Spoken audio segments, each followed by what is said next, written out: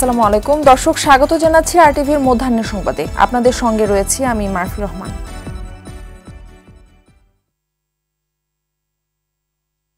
পার্বত্য রাঙ্গামাটিতে পৌঁছেছেন ষষ্ঠ স্থানীয় উপদেষ্টা সহ সরকার উচ্চ পর্যায়ের প্রতিনিধি দল। এর আগে ঢাকা থেকে হেলিকপ্টারে করে রওনা হন তারা। রাঙ্গামাটি ও খাগড়াছড়িতে ঘটনাস্থল পরিদর্শনের পাশাপাশি স্থানীয় প্রশাসনের সঙ্গে বৈঠক করবেন তারা।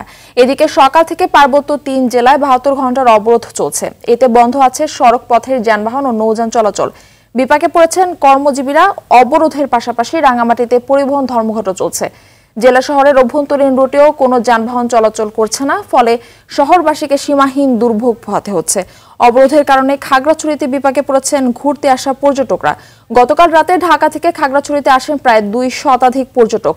এসেই যানবাহন না পেয়ে বিপাকে পড়েন।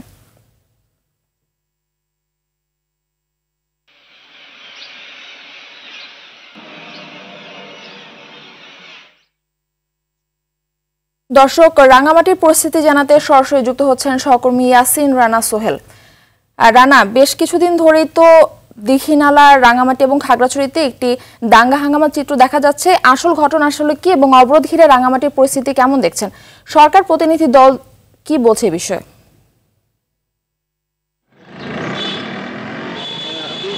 যেমনটি বলছিলেন, যে সহিংসতা, সেই সহিংসতার রেশ কিন্তু রাঙ্গামাটিতে ছড়িয়ে পড়ে। গতকালকে পাহাড়িদের বিশাল মিছিল রাঙ্গামাটি শহরের বাজারে আসে এবং সেখান থেকে তারা দোকানপাট এবং মসজিদে হামলার পরেই কিন্তু মূলত এই সংঘর্ষটা ছড়িয়ে পড়ে।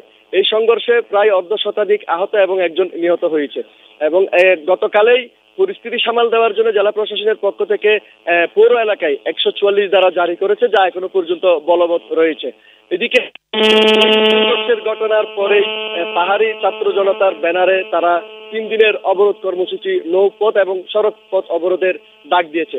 একই সাথে পরিবহন শ্রমিক মালিকরা তারাও রাতে ঘোষণা করেছে যে সকল ধরনের পরিবহন ধর্মঘট পালন করবে তারা।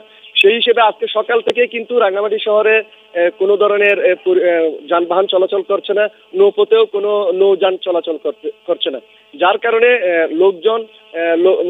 লোকজন দুর্ভোগ পোহাতে হচ্ছে, তাদের চলাফেরায় এবং নিত্য কাজে তাদের দুর্ভোগ পোহাতে হচ্ছে।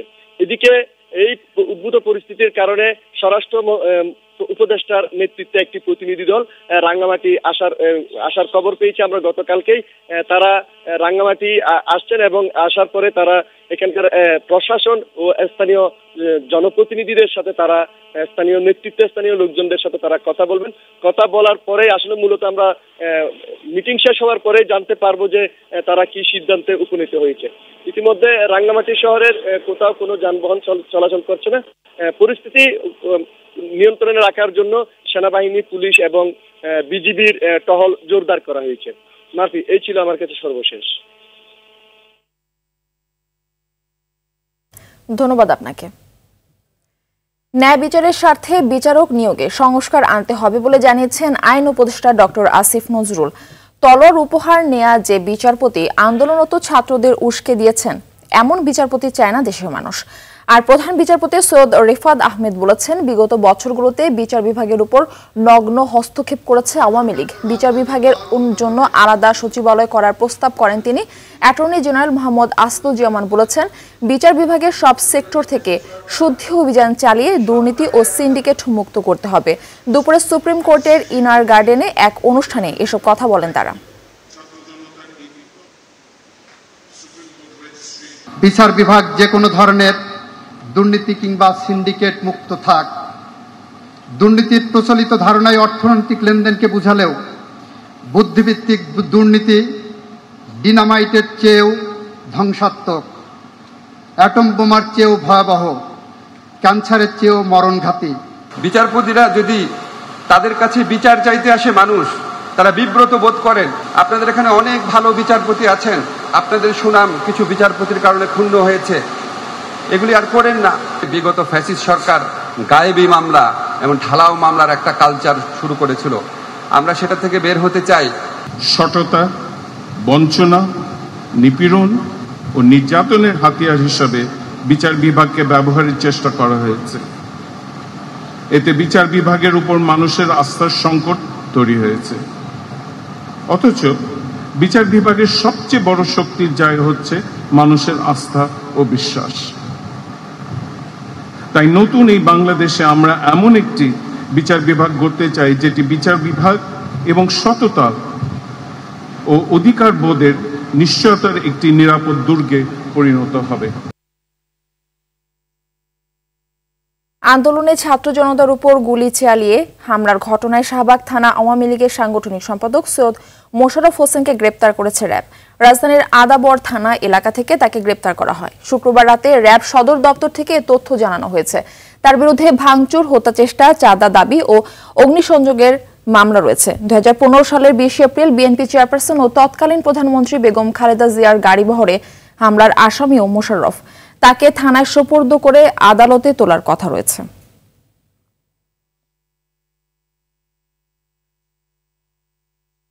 জুলাই আগস্টের গণ অভ্যুত্থানে এ পর্যন্ত শহীদ হওয়া 1423 জনের নামের তালিকা পেয়েছে স্বাস্থ্য বিষয়ক কেন্দ্রীয় উপকমিটি। সবশেষ তথ্য মতে আহত 22,000। শুধু চোখে গুলি খেয়ে আংশিক বা পরিপূর্ণ দৃষ্টি হারিয়েছেন 685 জন। এদের মধ্যে 92 জনের 2 চোখই নষ্ট হয়েছে। চিরতরে পঙ্গু বা অঙ্গহানি হয়েছে এমন ব্যক্তির সংখ্যা 587। শুক্রবার রাতে সামাজিক যোগাযোগ মাধ্যমে আহত ও শহীদদের তালিকা ও সার্বিক সহযোগিতার বিষয়ে দেয়া এক ব্রিফিংয়ে এসব তথ্য তুলে ধরেন কমিটির সদস্য সচিব ও সমন্বয়ক তারিকুল ইসলাম। তিনি বলেন, এর সংখ্যা আরও কমতে বা বাড়তে পারে।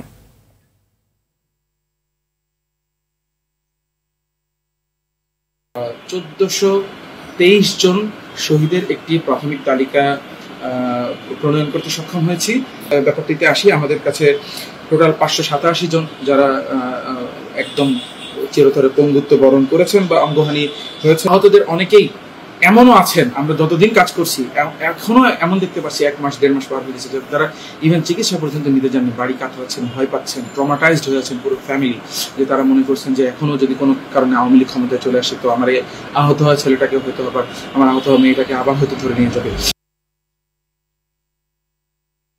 অন্যান্য বছরগুলোতে ডেঙ্গু নিয়ন্ত্রণে ঢাকার 2 সিটি কর্পোরেশনে ব্যাপক কর্মতৎপরতা দেখা যায়। তবুও প্রতি বছরই ভয়ঙ্কর রূপ দেখিয়েছে ডেঙ্গু। তবে চলতি বছরের পরিস্থিতি অন্যান্য বছরের তুলনায় পুরোপুরি ব্যতিক্রম। অভিভাবক শূন্য সিটি কর্পোরেশনে মেয়র, কাউন্সিলরদের অনুপস্থিতিতে এবছর ডেঙ্গু নিয়ে আগের চেয়েও বেশি আতঙ্কিত নগরবাসী। গত 24 ঘন্টায় 299 জন রোগী আক্রান্ত হয়ে হাসপাতালে ভর্তি হয়েছেন। মৃত্যুবরণ করেছে আরও 2 জন। শহরের পাশাপাশি গ্রামাঞ্চলেও ডেঙ্গুর প্রকোপ রয়েছে।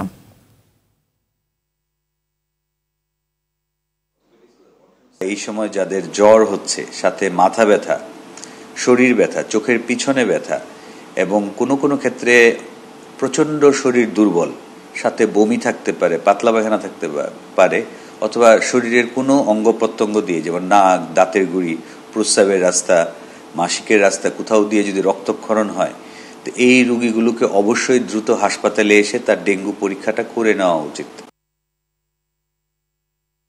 দর্শক, ডেঙ্গু পরিস্থিতি জানাতে রাজধানীর শিশু হাসপাতাল থেকে সরাসরি যুক্ত হচ্ছেন সহকর্মী সুফিয়ান ফারাবি। ফারাবি, এবছর তো সিটি কর্পোরেশন কিছুটা অভিভাবক শূন্য, তো এডিস মশা নিধনে কি কি উদ্যোগ দেখছেন এবং ডেঙ্গুর প্রকোপ বাড়ার কারণ কি? হাসপাতালে রোগীরা কেমন চিকিৎসা সেবা পাচ্ছেন জানাবেন।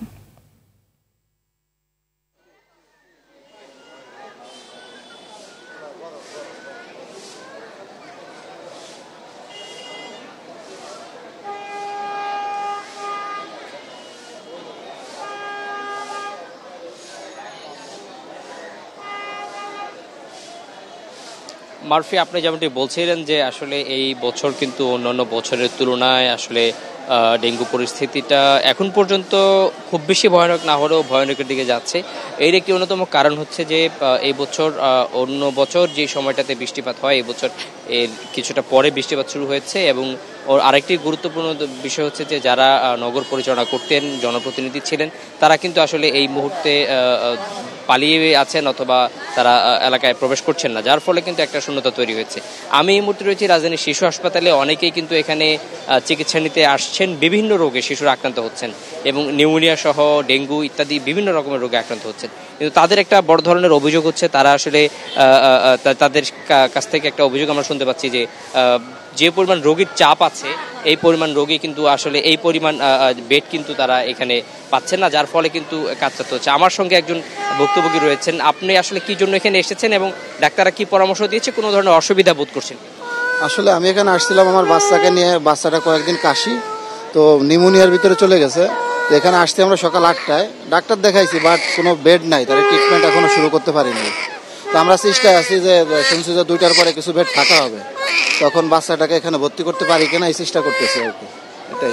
মারফি, আপনি যেমনটি শুনছিলেন যে আমরা কিন্তু দেখছি যে এখানে রোগীদের ভিড়, আমার পেছনেও সম্ভবত দেখা যাচ্ছে রোগীদের ভিড় রয়েছে, কিন্তু সেই অনুপাতে আসলে বেড নেই এবং সেই অনুপাতে কিন্তু আসলে চিকিৎসা দেওয়া সম্ভব হচ্ছে না। এই ছিল রাজধানীর শীর্ষ হাসপাতাল থেকে সর্বশেষ তথ্য। মারফি, ধন্যবাদ আপনাকে। ধন্যবাদ। দর্শক, এ বিষয়ে আরো জানাতে ডেঙ্গু পরিস্থিতির খবর আমরা আরো জানবো বরিশাল থেকে সহকর্মী আরিফুল ইসলামের কাছ থেকে। আরিফ, বরিশালে ডেঙ্গুর সংক্রমণের হার কেমন দেখছেন? প্রতিরোধে সিটি কর্পোরেশনের কি কি উদ্যোগ আপনার চোখে পড়ছে? মারফি, ধন্যবাদ আপনাকে। আসলে প্রথমে আপনাকে জানিয়ে রাখি, জনপ্রতিনিধিহীন কিন্তু গোটা বরিশাল, আমরা এমনটি লক্ষ্য করেছি। সুতরাং যেখানে জনপ্রতিনিধি নেই সেখানে দুঃখ দুর্দশা বোঝার কেউ বা রয়েছে, এমন একটি প্রত্যয়। তো আমি কিছুক্ষণ আগে কথা বলেছিলাম বরিশাল সিটি কর্পোরেশনের যে পরিচ্ছন্ন কর্মকর্তা মোহাম্মদ ইউসুফ আলীর সাথে। তিনি আমাদেরকে জানিয়েছেন যে ইতিমধ্যেই সবার আগে যেটি দরকার সেটি হচ্ছে জনসচেতনতা এবং মশক নিধন কার্যক্রম। এই মশক নিধন কার্যক্রম এবং জনসচেতনতার লক্ষ্যে ইতিমধ্যেই পোস্টার, হ্যান্ডবিল এবং যে মাইক অ্যানাউন্স করা হচ্ছে, করার উদ্যোগ নিয়েছে। হয়তোবা সেটি আজকালের ভিতরেই শুরু হবে, এমনটি জানিয়েছেন বরিশালের যিনি পরিচ্ছন্ন কর্মকর্তা রয়েছেন। আমি একটু আপনাকে দেখাতে চাই যে বরিশালে কিন্তু প্রতি বছরই কিন্তু ডেঙ্গুর প্রবণতা বৃদ্ধি পায় এবং সেই ধারাবাহিকতা এবছরও কিন্তু আপনি জানবেন যে সাম্প্রতিক সময়ে একটানা কিছুদিন বৃষ্টি ছিল, গতকালকে রাতে অঝরে বৃষ্টি ছিল, আজ সকাল অবধি। সুতরাং ডেঙ্গু কিন্তু দিনে দিনে বাড়ছে, ডেঙ্গুর প্রবণতা কিন্তু বৃদ্ধি পাচ্ছে, কমছে না। তবে এ থেকে সিটি কর্পোরেশন থেকে শুরু করে অন্যান্য যে পৌরসভাগুলো রয়েছে এবং উপজেলাগুলো রয়েছে তারাও পদক্ষেপ গ্রহণ করবেন, এমনটি আমাদেরকে জানিয়েছেন। তবে সবার আগে যেটি দরকার সেটা হচ্ছে সচেতনতা।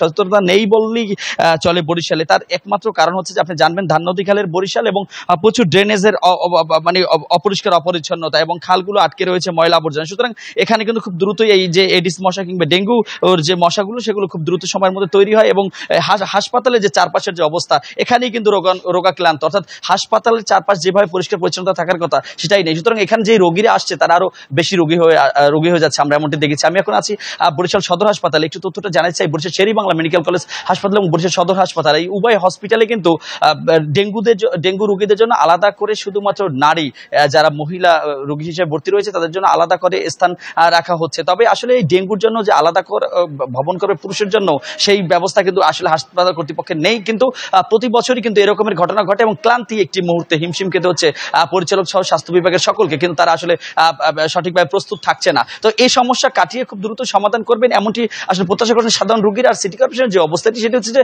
তারা বলে যাচ্ছেন আসলে ওষুধ ছিটাবে, তবে এখন পর্যন্ত লক্ষণীয় নয়। প্রতিদিনই কিন্তু আরটিভি থেকে শুরু করে বিভিন্ন গণমাধ্যমে আসছেন যে ডেঙ্গু প্রতিরোধে ব্যবস্থা গ্রহণ করছে না সিটি কর্পোরেশন, কিন্তু তারা আসলে দেখেও না দেখার মতো করে থাকছেন। তার কারণ মশার ঔষধ যাও বা ছিটাচ্ছেন, গণমাধ্যমকে বলছেন। আমরা দেখছি যে এগুলো অভিজাত এলাকাগুলোতে কিংবা বিলাসবহুল যেই বাড়িঘরগুলো রয়েছে সেই সব এলাকাগুলোতে কিন্তু ছিটানো হচ্ছে, কিন্তু 58 বর্গ মাইলের যে এই বরিশাল এবং সিটি কর্পোরেশন যে 30টি ওয়ার্ড, প্রতিটি ওয়ার্ডে কিন্তু সঠিক এবং সুন্দরভাবে সমবন্টন হচ্ছে না। ফলে আপনি ধন্যবাদ আপনাকে, আমাদের সঙ্গে যুক্ত থাকুন। গত কয়েক দিনের তীব্র তাপদাহের পর অবশেষে বৃষ্টিতে কিছুটা স্বস্তি এসেছে রাজধানীতে। সকাল 11টার পর ঢাকার বিভিন্ন এলাকায় বৃষ্টি শুরু হয়। বাংলা মোটর, মিরপুর, কারওয়ান বাজার, গুলশান, বনানী, নিকেতন সহ আরো বেশ কিছু এলাকায় বৃষ্টির খবর পাওয়া গেছে। শনিবার সকালেও রাজধানী ঢাকায় ছিল কাঠ ফাটা রোদ। হঠাৎ বৃষ্টিতে কিছুটা স্বস্তি মেলে নগর জীবনে।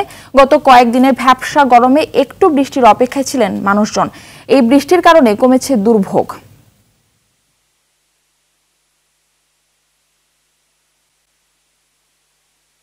মধ্যাহ্ন সংবাদ এ পর্যন্তই। সবশেষ সংবাদ জানতে যে কোনো মোবাইল ফোন থেকে 2414 নম্বরে ডায়াল করুন। দুপুরের সংবাদ 2:45 দেখার আমন্ত্রণ রইল। ধন্যবাদ সবাইকে।